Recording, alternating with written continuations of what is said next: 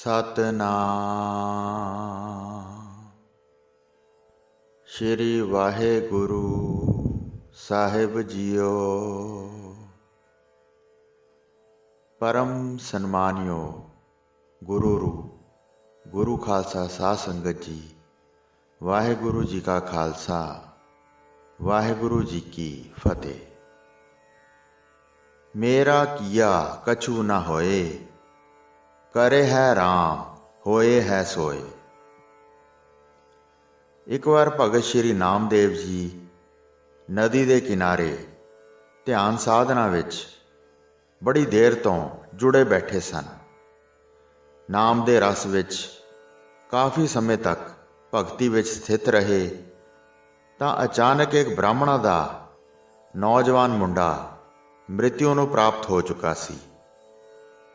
उसदे दाह संस्कार करन लई उसदे परिवार दे मैंबर रोंदे करलाउंदे जा रहे सन, जिन्हां विच उसदी घरवाली जो नौजवान उम्र विच विधवा हो चुकी सी, सती होण दी प्रथा दे अनुसार अपने पति दी अर्थी दे नाल सती होण लई जा रही सी। इस दे नाल जो औरतां जा रहीआं सन, उन्हां विचों एक सियाणी औरत बोली, हे धीए, ओह सामणे पूर्ण महापुरुष भगत नामदेव जी बैठे हन। तूं तां हुण संसार नूं छड्ड के चली है, सती होण तो पहलां इन्हां दी भी असीस लै जा। इस सियाणी बीबी का वचन मन के विधवा औरत ने भगत जी नूं जाके मत्था टेकिया। उधर भगत नामदेव जी की बिरती हले खुली ही सी, जो अजे भी इकाग्रता के रस विच भगत जी की बिरती आनंद लै रही सी। भगत जी ने सुभाविक ही जो वेख्या कि कोई नवविआही औरत अपने सहुरे घर नूं जा रही है जां आ रही है, भगत जी ने बिना सोचे समझे असीस दे दी कि बच्चा सुहागवंती हो। ते उस बीबी ने अर्थी ले जाण वालियां नूं आख्या कि रुको ते अर्थी भगत जी दे कोल लियाओ। बीबी दी यह गल मन के अर्थी भगत जी दे चरनां विच रख दित्ती ते बीबी जी ने बेनती की कि महाराज जी, आ पिया मेरा सुहाग जो मृत्यु नूं प्राप्त हो चुका है। तुसीं मैनूं सुहागवंती होण दा वर दिता है। हुण जां तां कहो कि संतां दा वचन झूठा हुंदा है, जां फिर मेरे पति नूं जिउंदा करके मैनूं सुहागवंती बना के अपने कहे होए वचन दी लाज रखो। भगत नामदेव जी सोचां विच पै गए। नामदेव जी दे सामणे धर्म संकट खड़ा हो गया। ਉਹ ਨਾ ਤਾਂ ਆਪਣਾ ਵਚਨ ਝੂਠਾ ਕਰਨਾ ਚਾਹੁੰਦੇ ਹਨ ਅਤੇ ਨਾ ਹੀ ਕਰਾਮਾਤ ਦਿਖਾਉਣਾ ਚਾਹੁੰਦੇ ਹਨ। ਇਸ ਚਿੰਤਾ ਵਿੱਚ ਨਾਮਦੇਵ ਜੀ ਜੋ ਸਮਾਧੀ ਵਿੱਚ ਆਨੰਦ ਪ੍ਰਾਪਤ ਹੋਇਆ ਸੀ, ਉਹ ਖੋ ਬੈਠੇ ਤੇ ਆਨੰਦ ਦੀ ਥਾਂ ਤੇ ਮਨ ਨੂੰ ਚਿੰਤਾ ਨੇ ਗ੍ਰਸ ਲਿਆ। ਨਾਮਦੇਵ ਜੀ ਦੁਆਰਾ ਦਿੱਤੀ ਅਸੀਸ ਉਹਨਾਂ ਲਈ ਇੱਕ ਚਿੰਤਾ ਦਾ ਵਿਸ਼ਾ ਬਣ ਗਈ।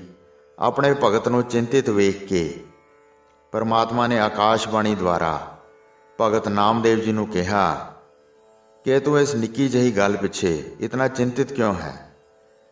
मेरी आग्या है कि इस बालक नूं कन्न तो फड़ के बैठा कर दे। यह सुन के भगत जी ने उस इस्त्री नूं कहा कि तेरा पति तो पहला ही जिउंदा है।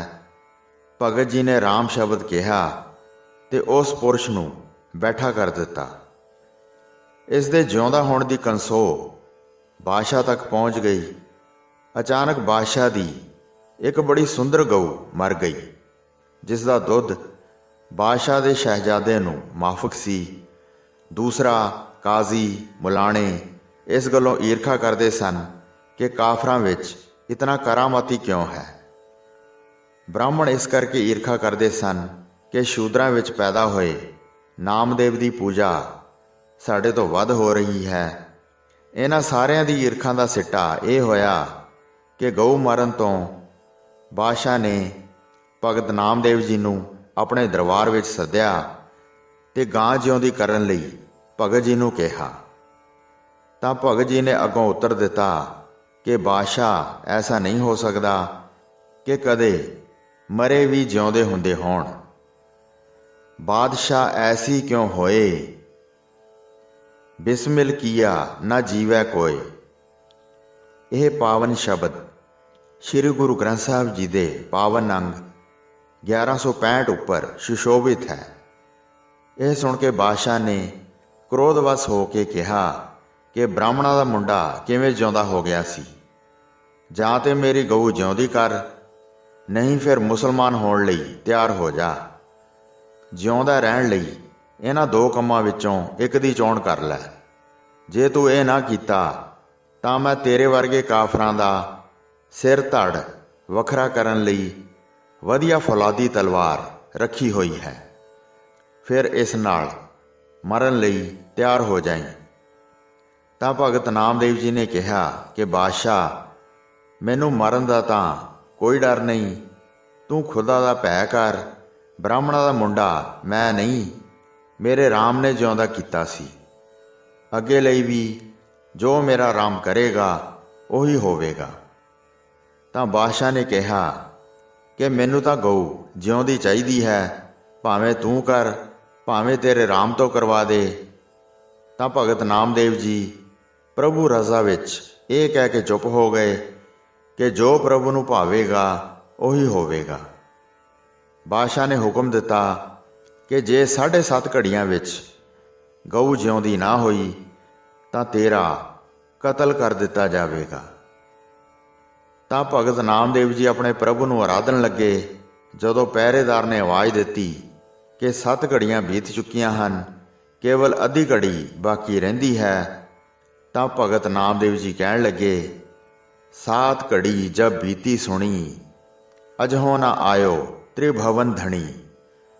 ਉਸ ਮੌਕੇ ਬਾਦਸ਼ਾਹ ਨੇ ਭਗਤ ਨਾਮਦੇਵ ਜੀ ਨੂੰ ਕਮਜ਼ੋਰ ਕਰਨ ਵਾਸਤੇ ਇਸ ਦੀ ਬੁੱਢੀ ਮਾਂ ਨੂੰ ਸਿਖਾ ਕੇ ਅਤੇ ਪੁੱਤਰ ਦੇ ਕਤਲ ਹੋਣ ਦਾ ਭੈ ਦੇ ਕੇ ਭਗਤ ਜੀ ਕੋਲ ਧਰਮ ਤੋਂ ਡਿੱਗਣ ਵਾਸਤੇ ਭੇਜਿਆ।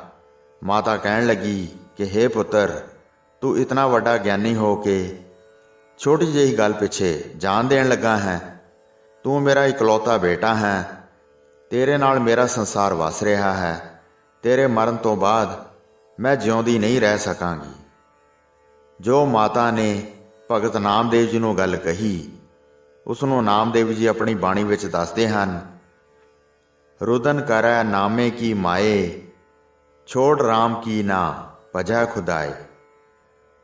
ਭਗਤ ਨਾਮਦੇਵ ਜੀ ਨੇ ਮਾਤਾ ਜੀ ਦੀ ਇਹ ਗੱਲ ਸੁਣ ਕੇ ਉਸ ਵੇਲੇ ਉੱਤਰ ਦਿੱਤਾ ਕਿ ਮਾਤਾ, ਅੱਜ ਤੱਕ ਤੇਰੀ ਆਗਿਆ ਦਾ ਪਾਲਣ ਕੀਤਾ ਹੈ, ਪਰ ਤੂੰ ਜੋ ਮੈਨੂੰ ਧਰਮ ਤੋਂ ਡੇਗਣ ਦਾ ਉਪਦੇਸ਼ ਦੇ ਰਹੀ ਹੈ, ਇਸ ਲਈ ਮੈਂ ਅੱਜ ਤੇਰੇ ਨਾਲੋਂ ਮਾਂ ਪੁੱਤ ਦੇ ਰਿਸ਼ਤੇ ਦੀ ਸਾਂਝ ਤੋੜਦਾ ਹਾਂ। ਤੇ ਸਾਰੇ ਲੋਕਾਂ ਦੇ ਸਾਹਮਣੇ ਭਗਤ ਨਾਮਦੇਵ ਜੀ ਨੇ ਕਿਹਾ, ਨਾ ਹੋ ਤੇਰਾ ਪੁੰਗੜਾ, ਨਾ ਤੂੰ ਮੇਰੀ ਮਾਏ, ਪਿੰਡ ਪੜੈ ਤੋ ਹਰ ਗੁਣ ਗਾਏ।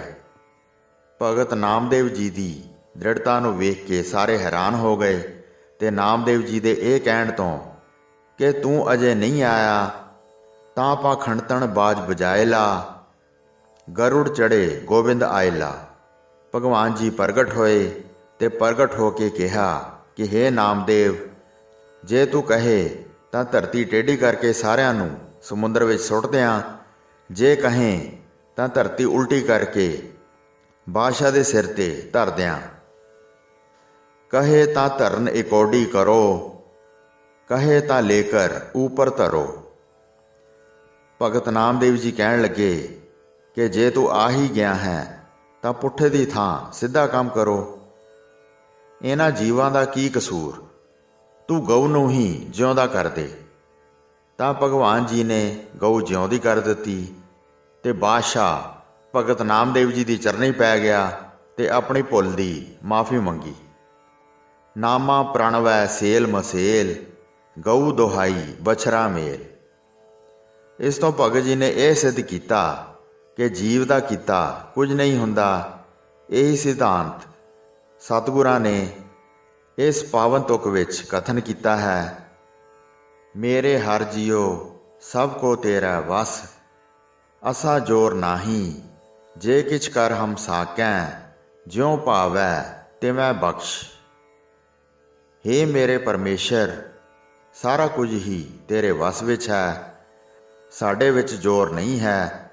ਜੇ ਅਸੀਂ ਕੁਝ ਕਰ ਸਕਦੇ ਹੋਈਏ ਜਿਵੇਂ ਆਪ ਜੀ ਨੂੰ ਭਾਉਂਦਾ ਹੈ, ਤਿਵੇਂ ਹੀ ਆਪ ਜੀ ਮੇਰੇ ਔਗਣਾਂ ਨੂੰ ਬਖਸ਼ਣਾ ਕਰੋ। ਹੋਈਆਂ ਭੁੱਲਾਂ ਚੁੱਕਾਂ ਦੀ ਖਿਮਾ ਬਖਸ਼ਣੀ ਜੀ। ਦਾਸ ਨੂੰ ਆਗਿਆ ਦਿਓ। ਵਾਹਿਗੁਰੂ ਜੀ ਕਾ ਖਾਲਸਾ, ਵਾਹਿਗੁਰੂ ਜੀ ਕੀ ਫਤਿਹ।